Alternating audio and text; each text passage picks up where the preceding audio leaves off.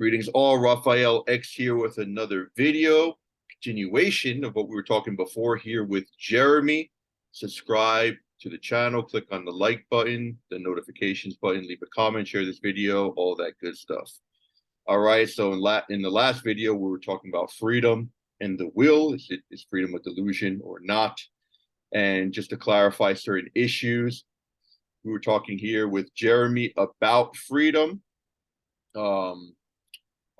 The content was the same, maybe certain terms were not, but we're talking about here about freedom. So if Jeremy, you wouldn't mind explaining again what you were saying about if you can't be persuaded to do something, you are not free to do it, which is an interesting take. Right. So yeah, so we have a common conception that whatever it is that we can visualize ourselves as doing or imagine ourselves as doing, we are free to do. If you ask an individual that maybe hasn't thought too much on the question, are you able to, give me your arm for $1? Are you able to pick up your bags and go to Antarctica on a whim? Are you able to switch jobs today? Right?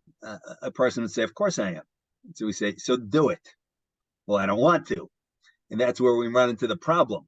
And the argument that we put forward prior is that we cannot do that which we are unable to desire. And what we are able to desire is in a range of what we are able to be persuaded of. Right? So somebody can try to persuade me to sell them something that I like, a pair of shoes for some or another sum. And if I can be persuaded, okay, I'll sell you the pair of shoes, $5, hopefully more than that, 50, 100. But if I can't be persuaded, I cannot do it. And if somebody comes to me and tries to persuade me to sell my arm for $1, literally, right? Boom, I can't do it. But the temptation is to say I can do it. I just don't want to. But we're saying that's an illusion. I cannot do it. If I cannot be persuaded of it, if I cannot generate an active desire for it, I am strictly and entirely unable to do it. Right, and it's interesting, but it would seem to pose a problem because it does seem that there are many things that I can do, which I'm not willing to do. And the can, and this is interesting, we were talking about this before, the can in Latin, potere, potestas, in Spanish, poder, can, meaning the power to do, doesn't really denote freedom. You have the power to do it. Like I do have the power to jump off the roof, right? If let's say I had a door going up there and I can, I could jump off the roof. But just because I don't do it and I don't find it desirable doesn't mean I'm not free. In fact, freedom can negate, which is interesting. So I don't want this oatmeal now. I don't desire it. I'm not free to take it. No, I'm exactly that displays, right? It manifests the fact that I'm free because I find something else desirable, or I find desirable to not do. So also it's the freedom within the definition we're talking about is not only to do, but only to not do, if that makes sense. And I think you were making a distinction before between physical freedom and moral freedom. I don't know if you want to answer. Yeah. Yeah. So we have to distinguish between what we are physically able to do and what we are actually able to do vis-a-vis our active desires or desires that can become propositions that can turn into active desires, meaning physically. Let's take a nice person. A nice person may be able to, beat up their grandma, right? But morally, in order to be able to do so, they would have to want to do so. And if I cannot want to beat up my grandma, I'm unable to beat up my grandma. You imagine, you said, I'm free to jump off the roof.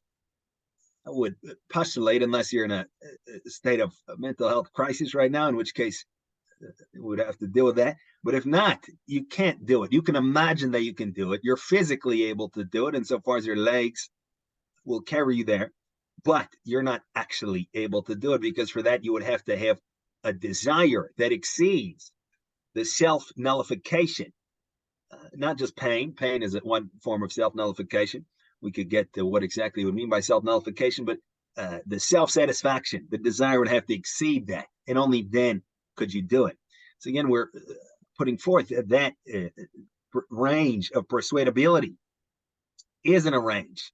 Some things I can be persuaded of, and others I cannot be persuaded of, no matter how much somebody asks. Right. But if I can't be persuaded of it, I'm not free to do it. Yeah, let me just interject it, because the thing is, because that notion of freedom that you're proposing now is it would have to need perfect self-knowledge. That's the thing.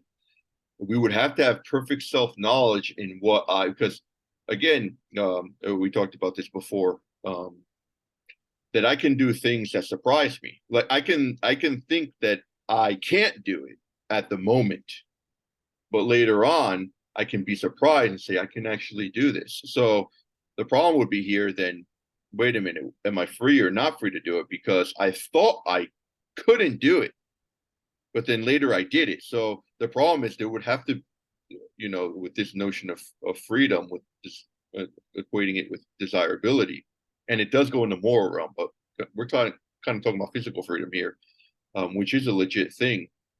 It would need perfect self-knowledge of what I desire and what I don't desire. And I think immediately we're able to distinguish, again, what the power I have to do something and the desire I have of it.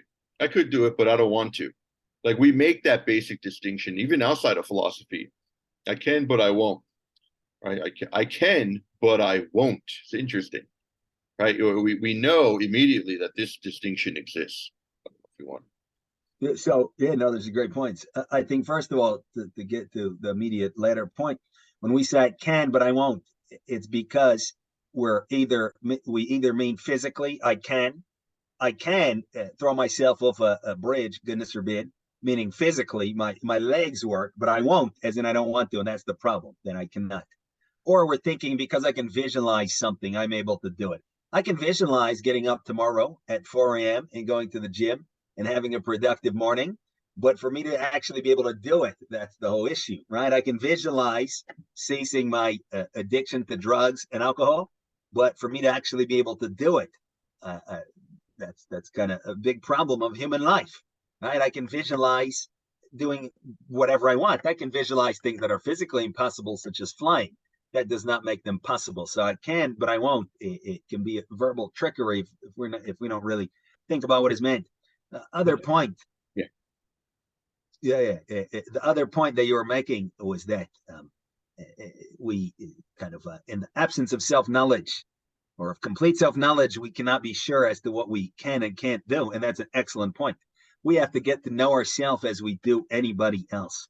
How do I know what my spouse is or isn't capable of? Well, I have to get to know them and their character. And insofar as I don't have a complete picture of their character, to some extent, I'm in the dark. And that's why we say, I thought you were this person. I thought you couldn't do this. I thought you would never, my siblings would never stab me in the back. Now we're fighting over inheritance. And all of a sudden, things are getting ugly. They're doing things I never thought they could. And perhaps so am I. That's because I didn't know my character transparently. And the more I deceive myself with vanity, with pride, with self-images, with self-conceptualizations, I'm this kind of person, I'm that kind of person, I'm nice, I'm mean, I'm good, I'm bad. Right? The harder it is to actually know oneself and what one is and isn't capable of doing.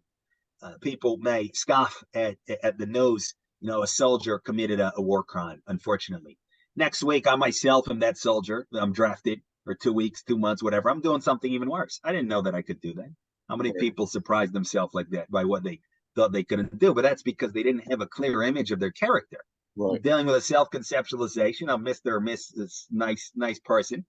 I don't know what I'm really capable of. But in principle, in theory, with a big if, I had totally translucent, clear knowledge as to my character, then I could know what I could and couldn't do, what I could be persuaded of and what I could not be persuaded of. Yeah. Or so the present argument suggests. Yeah, no, it's just to use a little bit of the Aristotelian philosophy, at least of the hylomorphic dynamic, we could say that all things that are actualized have prior the potential to be actualized, right? So that potentiality, in a sense, regarding freedom, physical freedom, I have the potential to do certain things that even though I do not desire them, I know they can be actualized if, if I were to desire them. And this is interesting too, because I can do things. Now we're going to go into the moral realm in a little bit, but I can be morally forced to do things, right? And this is going to kind of be a segue into our, the more moral realm of freedom. But I can be morally forced to do them. So you say persuaded, but what would happen to one who's physically doing something against their will, in a sense? Well, that's physically forced, but morally forced. Let's say fear, for example. I do something out of fear. I do not desire to do it, but deep down, I do it. But there's no culpability because I'm totally, let's say, animated by fear. That's an interesting something to consider. And also, just another point, that the impossibility that you refer to when you talk about impossibility, that's really interesting. What is impossibility really based upon? Is impossibility, well, traditional metaphysics talks about three different types of impossibilities. They talk about metaphysical, physical, and moral impossibility.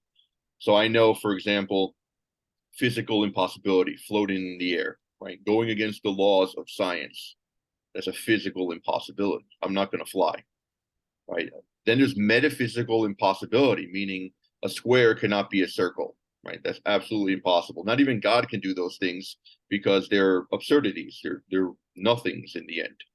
And then there's moral impossibilities, meaning like me winning the lottery 3 times in a row, right? That's a moral impossibility. So it really, for me to say something is impossible for me to do, it would have to be one of those impossibilities. It's not simply something that I do not desire.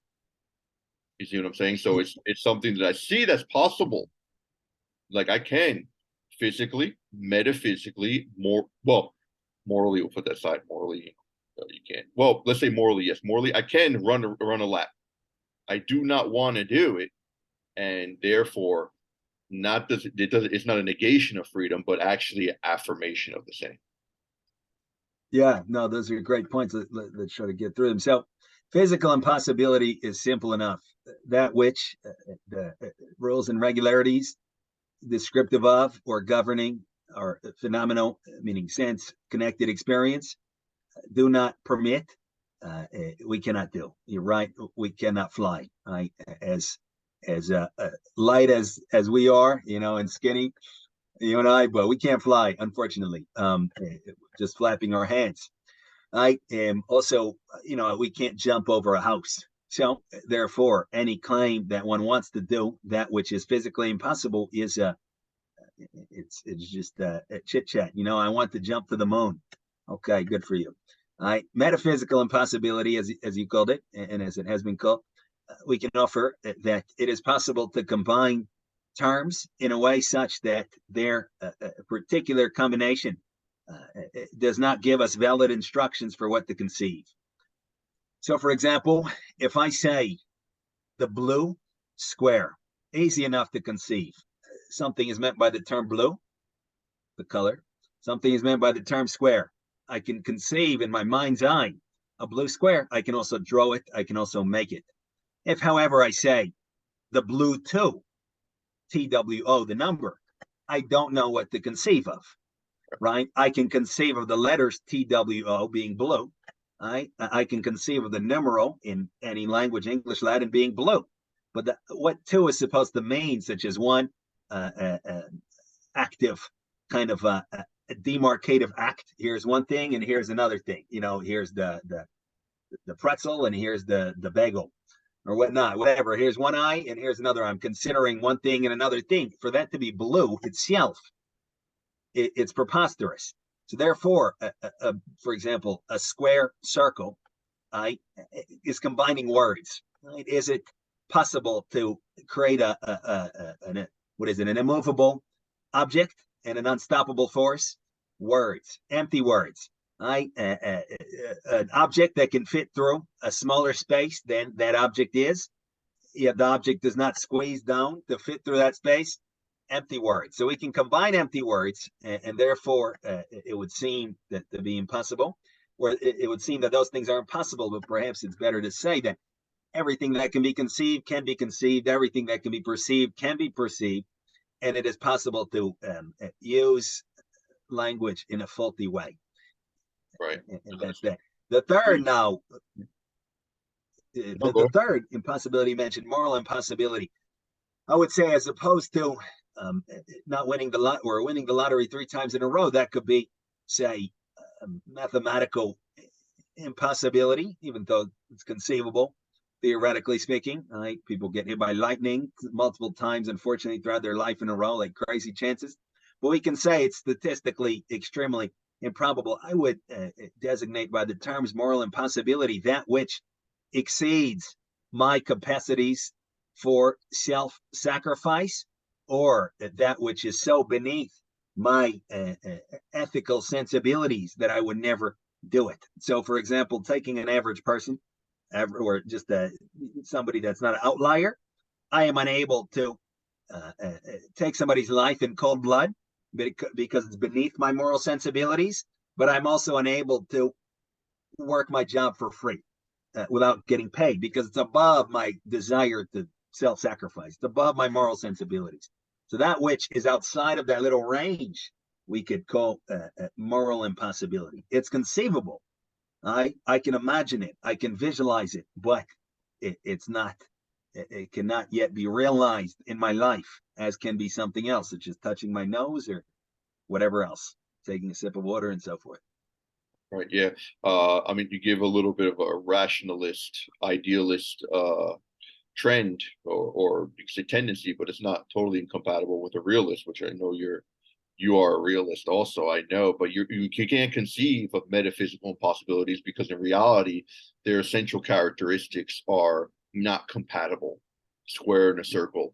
So same thing like today is not only physical impossibilities, but people are, they're trying to affirm that metaphysical impossibilities are possible, which is absurd. You're right. We talked about it before, a man becoming a woman.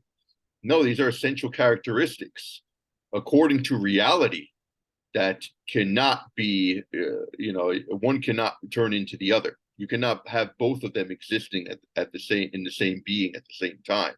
Now they talk about intersex people, but that, first of all, no, intersex is just you're born with both sex organs.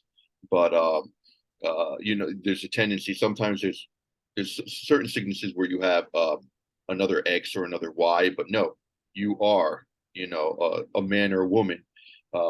You tend to one or the other. And besides, those are exceptions to the rule.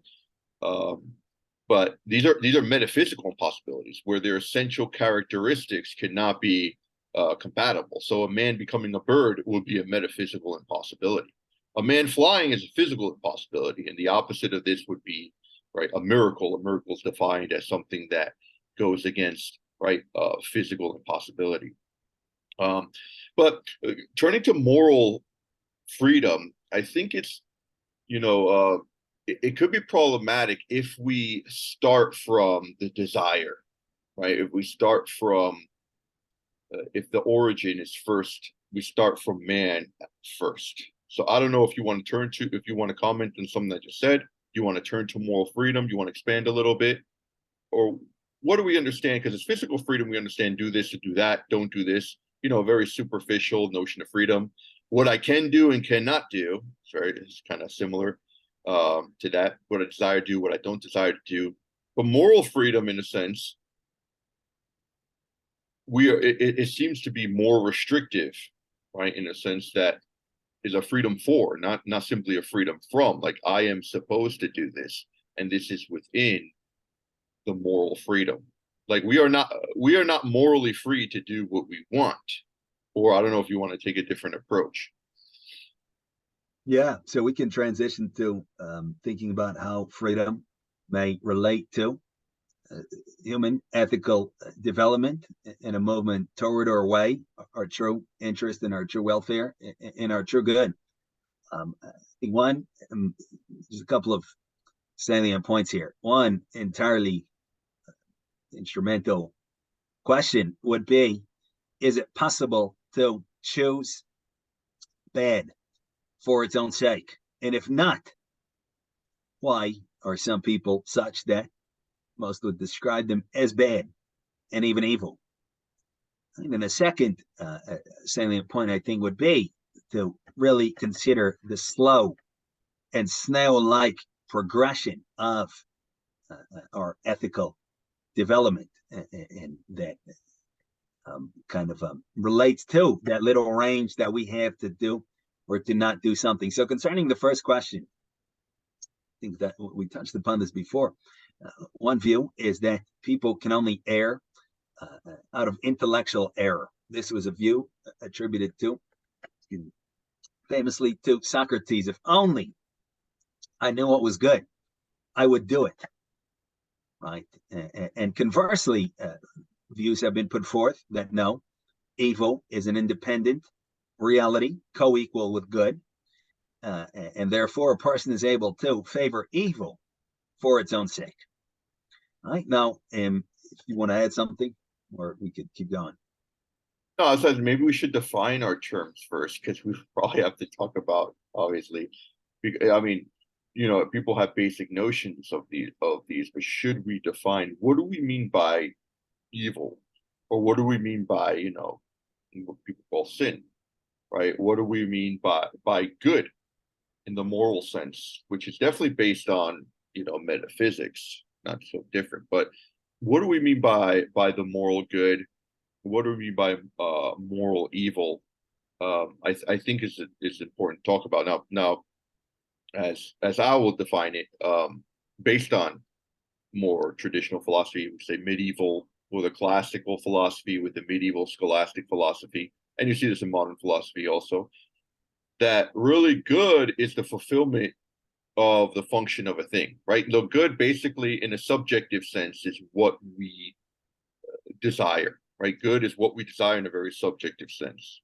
But the good, in an objective sense, is, right, it's associated with teleology, that we fulfill the function that we are made for, right? So a good hammer, right, is a hammer that does its function well. A good doctor is a doctor that does his function well, right? So really, evil is not as something positively postulated, but something that is defined using good, right? Basically a deviation from good, or as the common word, a deprivation of good, where something is supposed to do this, but it does not, right? It falls short, right? It's the absence of a good, or of a do good, right? In a sense, we can see this in the physical realm too. Like, not every absence of good is evil. Like the fact that I don't have wings as a human is not evil, but because I'm not due wings, but it's a do good. That's why privation is better than absence. So we say the fact that I'm blind, that would be evil, right? Physical evil. So in the moral realm, also it denotes privation, a good that's supposed to be done. But can we talk about a good man? That's the question here, because a lot of the more modern contemporary philosophers would say, well, this is made up. There's no such thing as a good man, even though when they talk about, everyone talks about good being, good carpenter, good doctor, good dog, but good man as such doesn't exist, which is obviously absurd. Could we agree with this definition, or if you want to add something in, that the good is a function fulfilled, therefore bringing a complete satisfaction, not the happiness is a really bad translation from eudaimonia, Aristotle. It's fulfillment. That's what the good brings about in the moral realm. And evil is a deviation of that. And if we're going to incorporate, we're going to use, religion, we can say breaking one of God's laws revealed, or get to a little bit natural law that we know through reason. An ordinance against reason, something against reason. So good, basically, fulfilling the function, fulfilling an order, fulfilling what reason dictates, and evil falling short. know if you wanted to. Yeah, no, that's very well said, and I think it conveys the gist of whatever conceptions we may get to. But yeah, let's try to clarify as clearly as we can what we would wish to mean by those terms. So first of all, to the initial question, is it conceivable that evil is co-equal with good? We see that in the zest to condemn evil as a standalone, absolute, unrelative reality. Certain philosophies have perhaps contradicted themselves, such as, for example, famously the ancient Persian philosophy, Zoroastrianism, whatever it may be, saying there's a good side and an evil side. But what's the problem with that logic? If 50% of reality is good and the other half, which is exactly like the other half, is evil, then those terms lose their meaning because they're simply options that can be picked out of a bag. You call it good, you call it evil, it's just an option. I like chocolate ice cream, you like vanilla ice cream. So in order then to say which one is actually good, we would have to refer to a principle that is neither in this half or in this half and say this is actually good because of something else. And then that would be the real good. And if that also is co-equal with some other evil that is equally real, then we would also have to do the same thing. We would have to go backward and refer to a different standard of what is truly good, and so forth and so on, until then we reach presumably a single reality which is good and which does not share its reign, meaning its sovereignty with evil. So that leads us to the question then, what is evil? If ultimately it cannot be, logically speaking, it seems that evil is an independent reality, because if it was, again, then it wouldn't be evil. Do you get that argument? I cannot, somebody wants to select chocolate or vanilla ice cream. Right, it has to be And they that. say, Right, it has to be a that. huh? Right, basically. Yeah, I would have both personally, but if unfortunately we have to choose, right? And I say chocolate ice cream and you say vanilla ice cream, and then I try to convince you your choice is evil. How can I? It's 50-50. What would I draw upon to say it? Yeah. So if there's a good reality and an evil reality fundamentally at bottom of things, how can I convince you that evil is quote unquote evil, meaning worse than good? What does that mean? It's just an option out of a bag. So here we see, you get that? Or does that Yeah. make sense? Yeah, for sure. So I think here it's demanded then to clarify a conception of the good such that is single, such that is necessary, and such the corruption of which, the corruption of which, I think, as you mentioned, leads to evil. Now, how would we do that? So I think to just kind of establish a general ballpark, we see that colloquially speaking, whenever we say something is good, it's in reference to a desire. For example, I did want the chocolate ice cream, but they were out. They only had the vanilla. So what am I likely to say? That's bad. It's not good. Right? But if I did want the chocolate ice cream and they have the chocolate ice cream, I'll say it's good. Right. I wanted to get promoted at work and I got promoted, I say it's good. I didn't get promoted, I say it's bad. But it could be vice versa. I want to spend more time with my family and I just got promoted, so I say it's bad. I wanted more money and I got more money, so I say it's good. But I didn't want more money for whatever reason. Maybe I'll know, all my relatives will come out of the woodworks if I win the lottery, this or that. So I win the lottery or I get a lot of money. Say, oh, this is bad. I wanted a little money, nothing too crazy. So it seems to be contingent on desires. However, there are lots of desires. I have lots of desires, whoever I am, throughout time. Right? And other people have lots of desires. One person wants to live, another person wants to die even. One person wants to, give to charity, another person wants to steal handbags from age-challenged ladies and gentlemen, whatever the case might be, beat up old people, unfortunately. Right? One person wants to build, another wants to destroy. So there's all of these different kinds of desires that we have. So here too, we seem stuck in a rut. So I think here what we have to do is we have to push forward and ask, why do you desire what you desire? Whatever it is, anything. I want the promotion at work. I want money. I want power. I want fame. I want physical pleasure. Anything that I want at any point, anyone, ask why. Then ask why again, and ask why again, and ask why again, and then we seem to hit a wall. And the only sensible answer would seem to be something like something that what I really truly want is some fundamental satisfaction of my nature, self-satisfaction in the most profound sense. And it is just that I seek that self-satisfaction via this particular means. And I so do because I relate myself to some content of reality.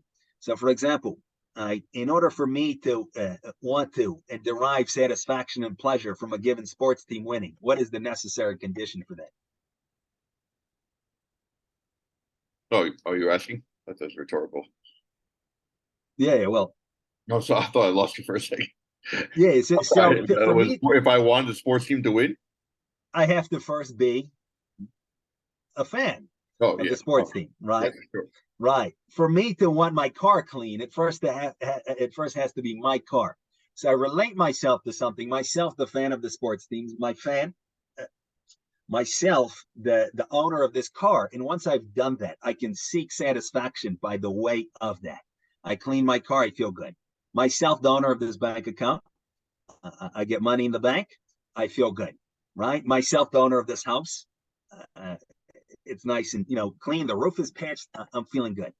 Hey, but we say if I forget that, somebody has Alzheimer's, dementia, and forgets that this is their house, they don't care. Forgets that this is their car, they don't care. Even forgets, unfortunately, that somebody's their spouse. Oh, that person cheated on you. I don't care. I don't. Who is that? I don't know. Right? Somebody comes up to me on the street and says, "I break up with you." Okay, what? If it's my spouse or significant other that says that to me, that's a whole different story. Something somewhere happened. A house burnt down. Oh, I'm sorry. Your house burned down. Money is lost somewhere. Well, what can we expect? Your money is lost. Oh my goodness. So I have to relate myself to something. And when I've related myself to something, I've conceived myself in particular terms. Myself, the owner of this bank account, the owner of the shirt, not to get too repetitive. I can seek satisfaction via it. But that kind of satisfaction is transient and temporal and spatial. And the idea would be that really what we want is genuine self-satisfaction, i.e., to relate to what you were saying, we want the fullest possible consummation of our nature. We want that which is life itself, truth itself, good itself, pleasure itself, beauty itself, and so forth. And we seek it through all of these different pathways without ever getting it. So it can perhaps then be offered that the good, not a good. A good is anything which satisfies a desire. I wanted to scratch an itch, good. I wanted a drink of water, good. I wanted a raise, good. All of those things are good relative to those desires. But what is the good is the fullest consummation of human nature, right? And then what is evil is that which pathologically precludes such a consummation. And we can get to some of those elements, or if you want to add some comments.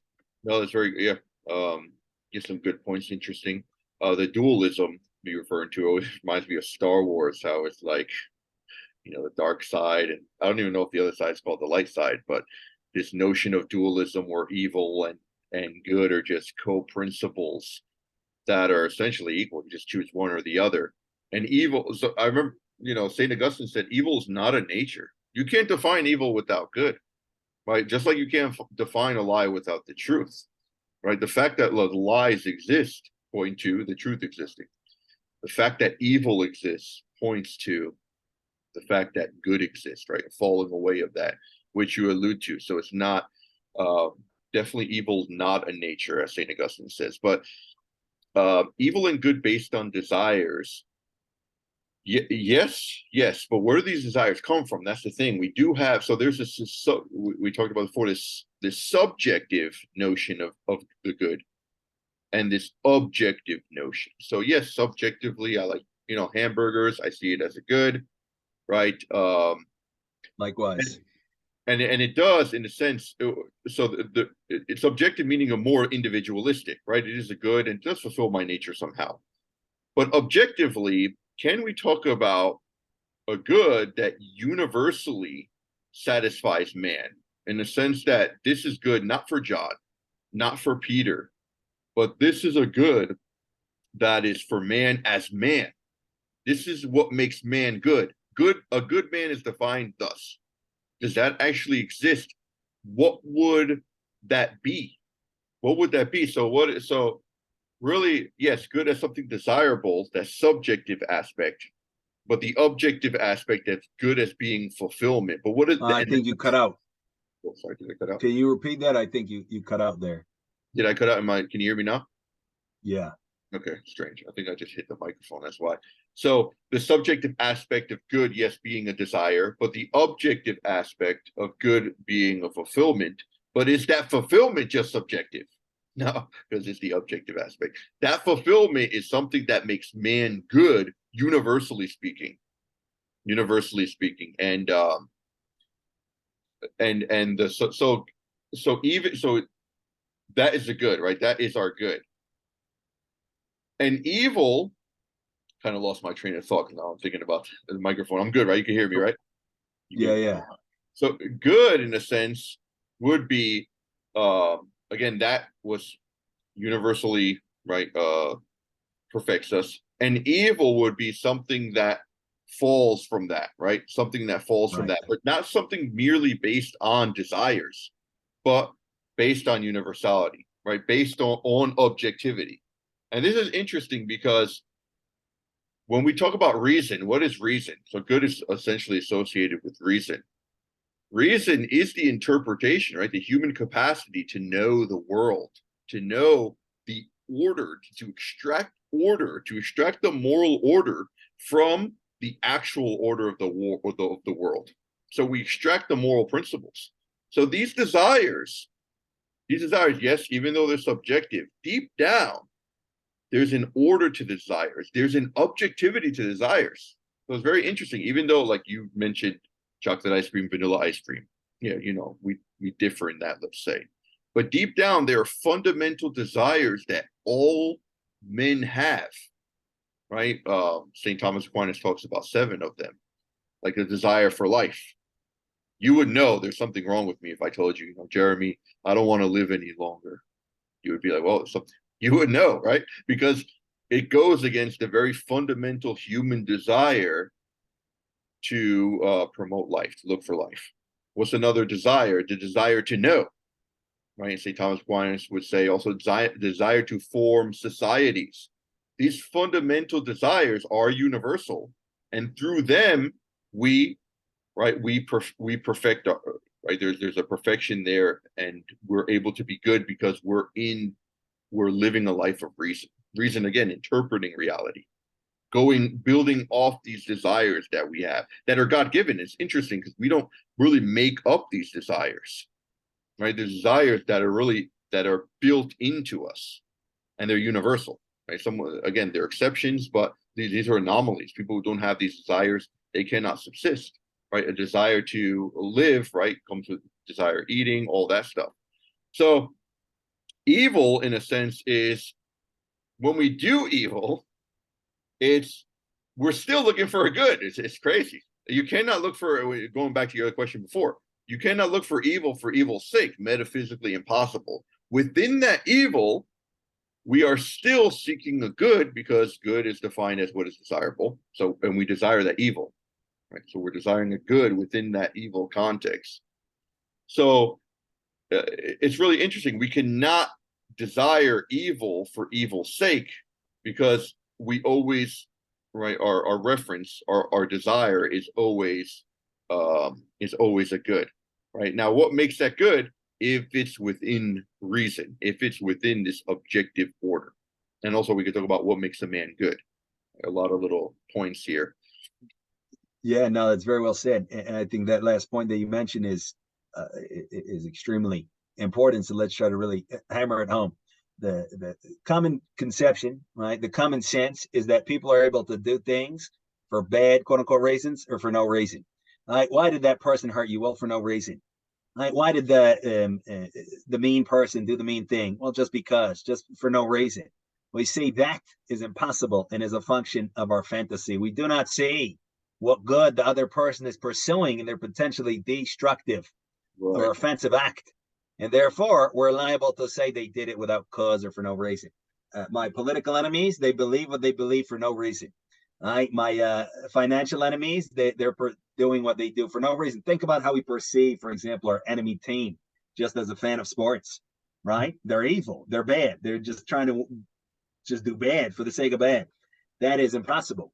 A person must necessarily pursue the good. So then if that is so, There's not two, like we were saying, good co-equal with bad, with evil. A person must necessarily pursue the good. How is evil possible? And I think here, the whole question hinges on the nature of human freedom. We say that it is possible for, and in connection with what we were talking about before, we can establish the freedom of intelligence itself, meaning that it is not bound by the same rules and regularities as desire. And we talked about some of the limitations governing desire, right? That I cannot chop off my arm for $1, right? All of that. So intelligence itself is able to function in a way such that is not bounded by those same logical necessities. And that intelligence then can contemplate either that which is subservient to myself as creature with all its claims, right? I want security, self-esteem, vanity, pride, self-will, pleasure, self-interest, all of this, or it can contemplate, I, in the capacity of intelligence, can contemplate truth such that does not relate back to myself. So it seems that the sole possibility of evil lies in us misusing and abusing our intelligence, ourself in the capacity of intelligence to lie, basically, put simply, to lie to ourselves about the nature of truth, and therefore to gradually sink into our psychophysiological organism, from which the whole point is to escape and get to real life, as we were saying, real love, real light, all the good in the world, all the good in the world, and all the love and all the brotherhood and sisterhood and all the true enjoyment that lies on the other side of myself as creature. As creature, I am fundamentally and permanently alienated from any and all. Right? Imagine telling a spider, hey, buddy, why don't you be friends with the fly? A spider can't do that, because a spider cannot develop a sense of self that exceeds that of being a spider body, right? And the body of a spider demands flies or other insects to survive. Therefore, a spider is fundamentally alienated from a fly and from other insects. So just so, when I remain a body, right, that formed in the crucible of nature and an accompanying psychology and set of claims, right, and a sense of pride and a sense of self-will, when that is all that I am, and I filter everything through that lens, and I misuse and abuse intelligence to serve me in that way, right, at the expense of any and all as needed, that is evil. When I have made myself, as I now am, the highest thing in my conception of reality, okay, I'm engaging in self-idolatry, that is evil. Why? Because it prohibits me from attaining to what I myself really want, to my own life, and to my own good, and to my own freedom. And if it didn't, then we would be back to the initial point that good is co-equal with evil. Well, I want to be evil, no problem. It's all relative, but it's not, because I destroy myself. And we see, interestingly enough, that if we do speak to individuals that are capable of evil, they're not exactly happy-go-lucky campers. They're tremendously, fundamentally alienated from their own self. They're tremendously dead inside, having cut off their own life and their own good. All right, so we destroy ourselves and bury ourselves in the casket of creaturehood through the abuse of our intelligence. Now, what about good? It seems that we have, again, in connection with human freedom, we have the possibility of favoring truth, but in particular, such truth as demands us to sacrifice something about ourselves, demands at least a little death of self, demands us to love something over and above ourselves. And that is the kind of truth that we have to favor. It is possible for a person to be perfectly honest in business and to be perfectly honest all around, and yet be fundamentally dishonest. Why? Because I'm unwilling to sacrifice self. I am unable or unwilling to love something above myself. And therefore, even if I'm perfectly honest, I'm a very scrupulous scientist, I'm a very careful mathematician, I'm a very good business person, I always give people the right change and all of this, I'm fundamentally dishonest. I'm fundamentally lying about the character of reality, meaning making myself the highest thing in reality, engaging in that self-idolatry, and therefore I am evil. But in that condition of nature, usually we are blinded to ourselves. I do not see myself as evil, but I see other people as evil. I'm projecting onto other people, and therefore that simply perpetuates my state. So Yeah, evil in this sense is much more common than we would think. yeah, no, for sure. To I say the think least. you're essentially right that evil, and that's an interesting point, is eradicates essentially in egotism, in a self. Obviously, we love ourselves and we look for our good, but this selfishness, as opposed to selflessness, is really what essentially what evil essentially is. As Saint Augustine would say that evil is a conversion from God to the creatures, but is ultimately a conversion to the creatures for the sake of myself. Right. So it's really a closed off bubble. And a lot of these religions, um, they're really, kind of Buddhism and Hinduism too, in a sense, is they're really a closing off of yourself. Hinduism with yoga, Buddhism with its term enlightenment is a really a closing off of yourself, as opposed to the Judeo-Christian values, which is a getting out of yourself. Right. That's a really important thing. But I do want to go back to one of your points where you mentioned that yes, of course, we always do actions for reasons, and those reasons we see as good, right? All of the actions is a basic principle. There's always a reason for why we do the action. In fact, the reason, which is understood as the final cause, exists in our mind prior to our doing it. So the desire of the good, the end of that act, exists in our mind prior. So that's why evil cannot be ignorance. Right now, it is possible that one do evil and they say material evil, not formal evil, or some evil comes out of it, which was not intended.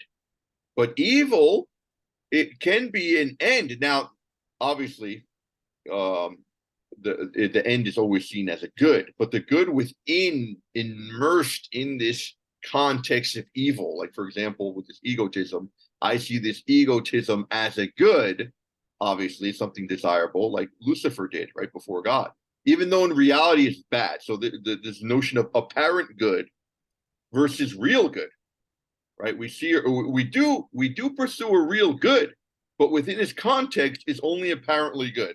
But within its, we can say contextual wrapper, all the other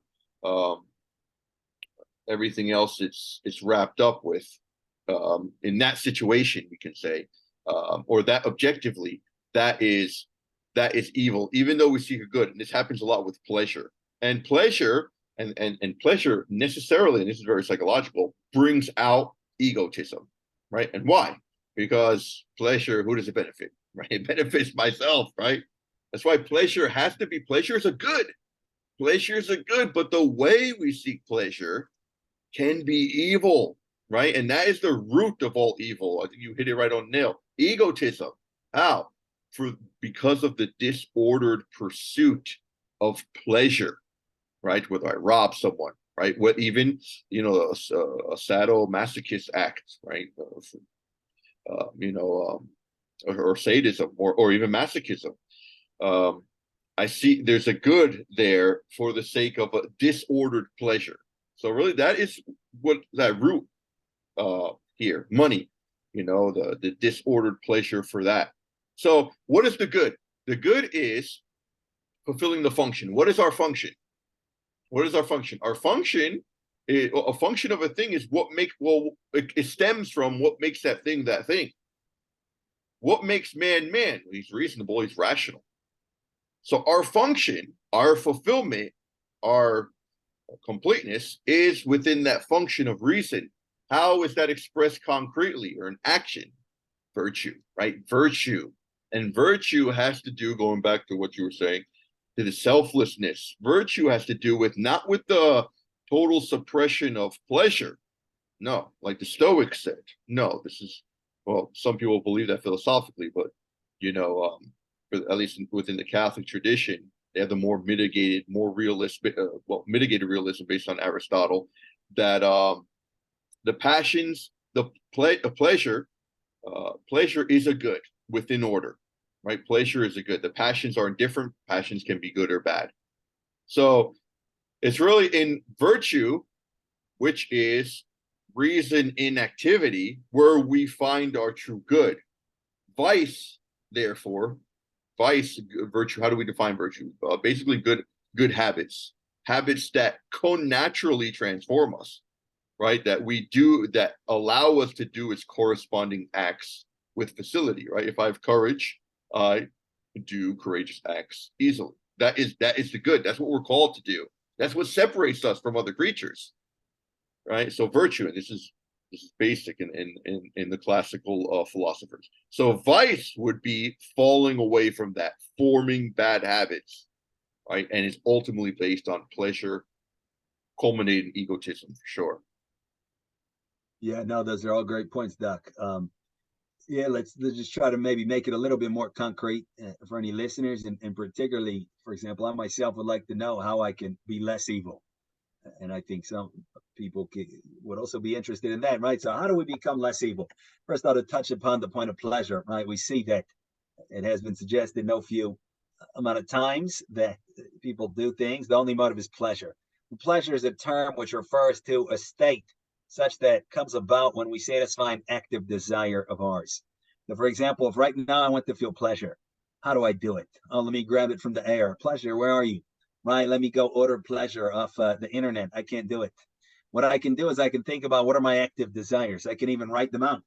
I want this sports team to win. I want this amount of money. These are the physical things, right? The homeostasis of the skin, such as gives the possibility of pleasure in connection with scratching the skin. These are all my active desires. By satisfying my active desires, I can get pleasure. Today, I work for this company, and I hear that something good happened for this company. I get pleasure because I have a self-conception myself that works for this company. Tomorrow I don't, I'm fired. I hear something good happen to the company, pain, because now I'm jealous maybe of the company. Today, I'm married happily to my spouse. I hear my spouse, something good happened to them, right, to her, and it feels great, pleasure. Myself, the spouse of my spouse, unfortunately, the relationship sours. It may bring me tremendous pain that something good is going on with my spouse. So we cannot go for pleasure immediately, and that which we call pleasure, the satisfaction of active desires, and therefore the theory of some or another naive hedonistic utilitarianism. We have to calculate the pleasure. Is bogus. It's ridiculous. What we're seeking for in every single act, it seems, is satisfaction of self, which is different than pleasure. It may or may not amount to pleasure. It can amount to tremendous pain. Running the marathon, no pleasure. Maybe a little bit, runner's high at the end, but that's not why I do it. I do it because I have a self-conception, myself that is this person. These are the objectives that I have to satisfy in order to satisfy myself via that given self-conception. We say to infer from observing animals and insects, they're stuck with their given self-conception. Why ultimately do the ants keep crawling so many years, year after year after year? The bees keep buzzing, right? The fish keep swimming. Why? Right? One approach, obviously, the empirical approach, we would scan it, we would take it apart, we would look at the parts, the hormones, this, that, but those are all non-philosophical solutions. The philosophical approach could be that time, for a kind of a Platonic conception, is the moving image of eternity. And eternity is that eternal drive of self-defined self, of self-satisfaction. And while a fish is a fish, all the fish can do is satisfy itself as a fish. It can swim, right? While the ant is an ant, all that it can do is to seek satisfaction being an ant. While the lion is a lion, all it can do is to be a lion. So while we also ourselves remain simply a psychophysiological creature, all that we can do fundamentally is to try to satisfy ourselves as creature. We can do no good in this creaturely condition. Our will is bound, so to say, will, to use the term loosely, is bound to the natural condition. Right? And therefore, every single thing that we do, every single thing that we think, every single thing that we feel is strictly in light of ourself as this worm that we are in the state of nature. The sole way then, again, that condition aggravated, we call evil. I've made that pathological. I've made myself the highest thing in existence. I'm engaging in self-idolatry through repeated acts of deception and lies, favoring self. I've ingrained my selfishness to a profound extent. We call that evil. How do we not be evil? Well, I have to sacrifice myself. I have to live a dying life, not a living death. You mentioned before some of the other traditions that maybe don't have such a conception of freedom, and that's right. We can easily live a living death. I remain dead fundamentally inside. I remain narrowed down to my psychophysiology, to my psychology and my physiology, but I'm aware of it. All right. So it's a living death. We want to live a dying life. We want to continually die to self, sacrifice ourselves, love something over and above ourselves in the small daily choices that we do. And hopefully, ultimately, as it concerns our attitude and our whole self. And that is the way to the good. That is the way to life. And that is the way to our summum bonum, to what is really, truly good, as you were saying, for humankind. So how do we do that, though? Easier said than done. I would say that it seems that we have several opportunities. One, a child begins to form an attitude towards the conception of something over and above oneself, whether it's traumatic circumstances in childhood or ultimately the child's personal interpretation of life. That's one kind of major developmental step here. The child concretizes self-seeking and self-idolatry and selfishness by even a very young age. It can be a very big problem. But further throughout life, we have opportunities where it's not simply, do I want the chocolate or vanilla ice cream? It's more so, this is true. I should not steal. I should not cheat. I should not treat that person like this. Right? My call of conscience, my conscience perks up and tells me this is the truth. And then here's the other option that speaks strictly to self. I have to repeatedly choose to sacrifice self in favor of truth. And then also, whenever I hear truth, whenever I hear something about me that's self-incriminating, that would make me feel bad or look bad, I have to try to think about it as objectively as I can and be willing to sacrifice myself. Right? And a good first step would be to come to terms with one's condition of nature, with one's evil will, as then could be called, right? To not hide behind these self-concepts. I'm a nice person, I'm a good person, this and that. Right? And then to kind of really ground it in humility and to try to move forward away from being evil. That's right. That's right. And I think it's interesting. I think you might have scared some of our viewers, which is actually not necessarily a bad thing. They said if you're scared after someone speaking to you, in a moral sense, as long as it's productive, right? It's productive. I'm trying to scare myself first of all, but as long as it's productive. But I would say in a more mitigated sense, because what you're saying is perfection. Like not only not to avoid evil, is you're talking about now perfection, which I think we could distinguish because there's definitely a progress here, and definitely temperance. Temperance is how do we become good and less evil, and in natural realm. Right, we do retain some goodness. Now, later in the next video, we will talk about the traditional Protestant view of man, which is man is totally corrupted by sin. But man, the Catholic view is that man retains, Catholic and Orthodox view, man, even though he's wounded, tends to sin. He is not fundamentally corrupted. So by nature, he cannot persevere in the good for long without God's grace, but he is capable of good. So, and reason is not totally corrupted, right? It's a gift from God, and we can still use it. Very limited, though, but legit nevertheless. So the virtue, reason manifested in virtue, fundamental virtues, temperance and prudence, right? Two of the four cardinal virtues: temperance, prudence, justice, and fortitude. But temperance regulates the passions.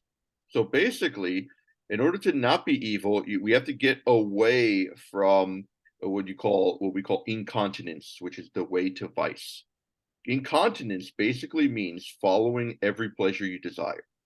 Is that evil? It's on the path to evil. Not necessarily evil, but you're on the path to evil. To be good, you have to be on the path to good. What does that mean? Temperance, regulate the passions.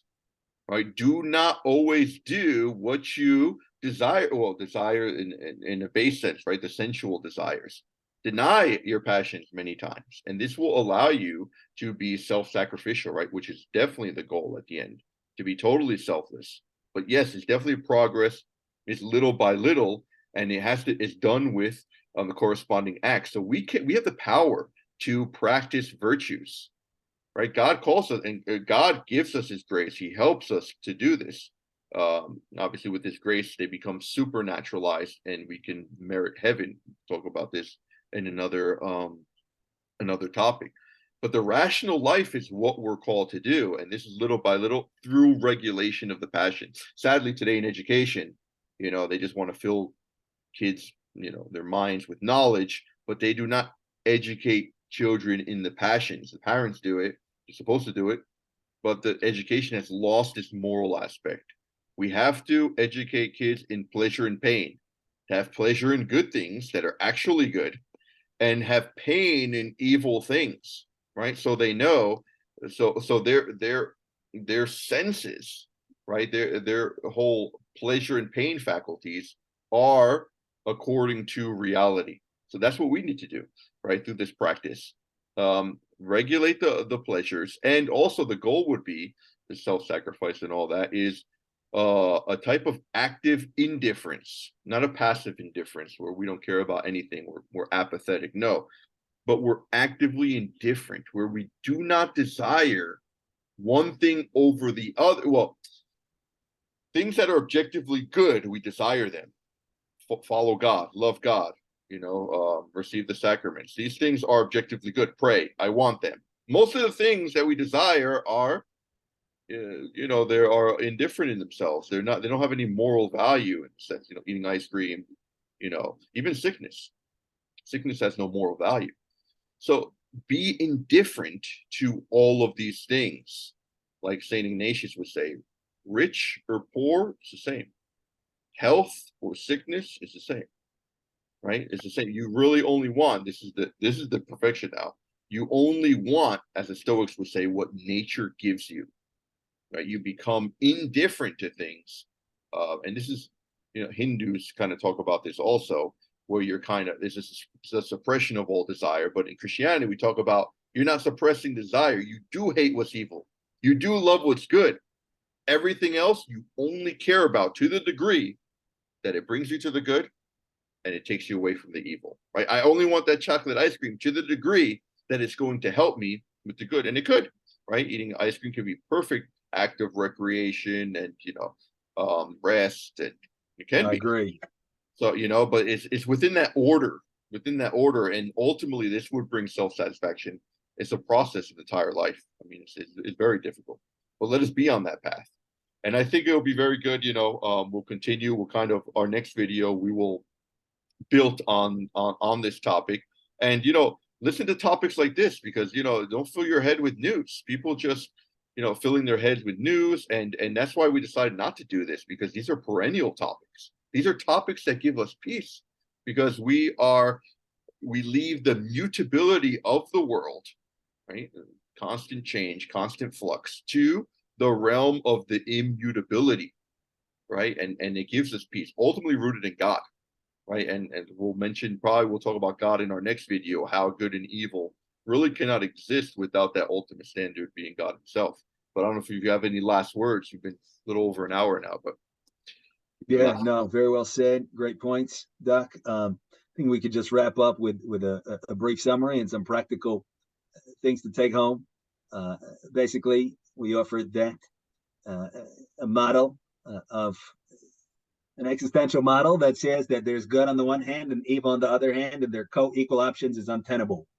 That very model defeats itself, because then evil would be a valid option to good.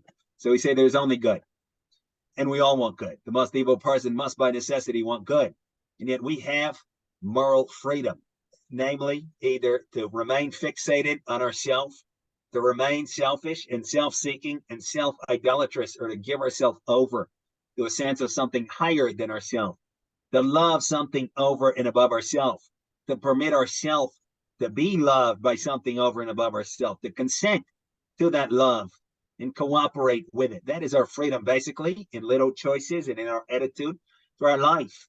And if we use that freedom appropriately, then we move in the direction of life.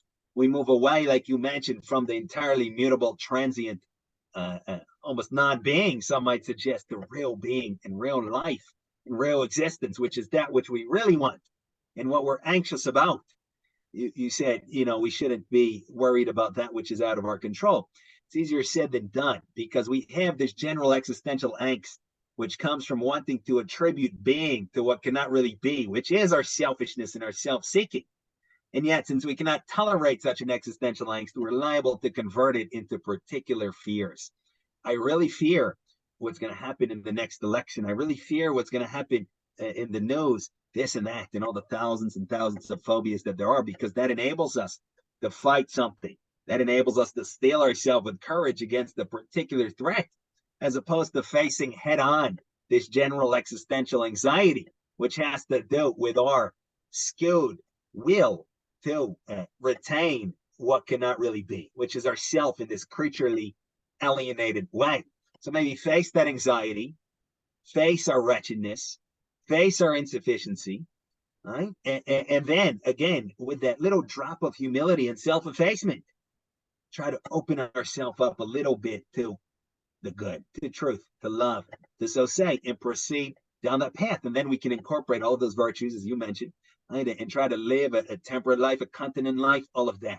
But I think it has to be grounded in that at least a little drop of genuine humility, at least a little drop of real love for self, as opposed to self-fixation, right? And pride and vanity.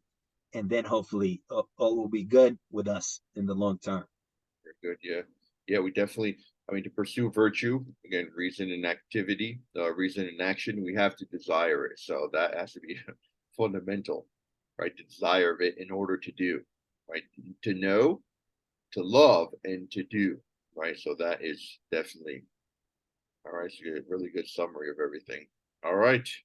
Well, we'll leave it at that. Until next time, Dr. Rafael Gonzalez, Jeremy here, and until next time, we'll see you. Take care. God bless. Bye now.